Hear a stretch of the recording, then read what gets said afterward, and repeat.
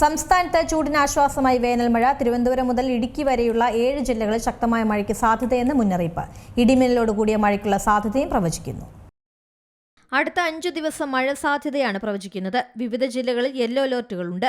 തെക്ക് പടിഞ്ഞാറൻ അറബിക്കടലിന് മുകളിലായി ചക്രവാത ചുഴി നിലനിൽക്കുന്നു.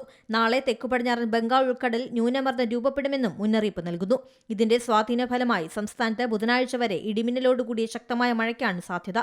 മന്നാർ ഉൾക്കടലിനും അതിനോട് ചേർന്നുള്ള ശ്രീലങ്കയ്ക്ക് മുകളിലായി ചക്രവാത ചുഴി നിലനിൽക്കുന്നുണ്ട്. ഇതിന്റെ സ്വാധീന ഫലമായി തിങ്കളാഴ്ചയോടെ തെക്കു പടിഞ്ഞാറൻ ബംഗാൾ ഉൾക്കടലിൽ ന്യൂനമർദ്ദം രൂപപ്പെടുമെന്നാണ് പ്രവചനം. തെക്കു പടിഞ്ഞാറൻ അറബിക്കടലിനും അതിനോട് ചേർന്നുള്ള ലക്ഷദ്വീപിനും കേരള തീരത്തിന് മുകളിലായി ചക്രവാത ചുഴി നിലനിൽക്കുന്നു. ഇതിന്റെ എല്ലാം സ്വാധീന ഫലമായി വരും ദിവസങ്ങളിൽ കേരളത്തിൽ ശക്തമായ മഴ ലഭിക്കും. ഇന്ന് വിവിധ ജില്ലകളിൽ ഒറ്റപ്പെട്ട സ്ഥലങ്ങളിൽ ശക്തമായ മഴയാണ് പ്രവചിക്കുന്നത്. തിങ്കളാഴ്ച കൊല്ലം, പത്തനംതിട്ട, ആലപ്പുഴ ജില്ലകളിലും ചൊവ്വാഴ്ച എറണാകുളം, തൃശൂർ, മലപ്പുറം, കോഴിക്കോട് ജില്ലകളിലും ബുധനാഴ്ച എറണാകുളം, തൃശൂർ, മലപ്പുറം, കോഴിക്കോട്, വയനാട് ജില്ലകളിലും യെല്ലോ അലർട്ട് പ്രഖ്യാപിച്ചിട്ടുണ്ട്.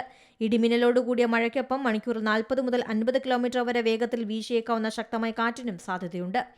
News desk C Malayalam news. ഏറ്റവും പുതിയ വാർത്തകളും വിശേഷങ്ങളും വിരൽത്തുമ്പിലറിയാൻ സി മലയാളം ന്യൂസ് എല്ലാ ഡിജിറ്റൽ പ്ലാറ്റ്ഫോമുകളിലും ലഭ്യം.